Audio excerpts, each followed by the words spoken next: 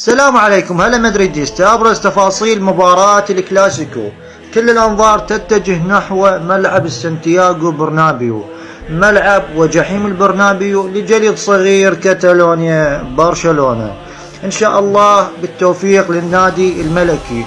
وابرز الغيابات في تشكيلة النادي الملكي: حارس عرين الملوك كورتوا بسبب الإصابة، ورودريجو بسبب الإصابة، مع عودة أغلب المصابين في النادي الكتالوني.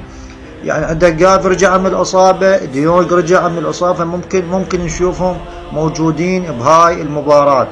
والمعلق ان شاء الله لهذه المباراة 3 معلقين ان شاء الله راح يكون حفيظ الدراجي وعصام الشوالي وحسن العيدروس.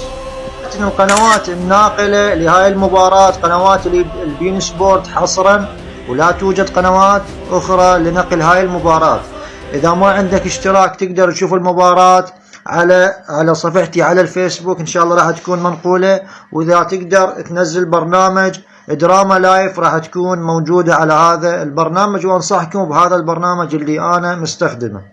الكل تكتب توقعاتها لهاي المباراة بالتعليقات. خلينا نشوف منو صاحب التوقع الصحيح لقمة الكلاسيكو بين ريال مدريد وبرشلونة. حسب رأيي اشوف المباراة ان شاء الله راح تكون بصالح النادي الملكي، لان المباراة راح تكون في جحيم البرنابيو، واتوقعها من 2-1 الى 3-1 للنادي الملكي. وهلا مدريد دائما وابدا.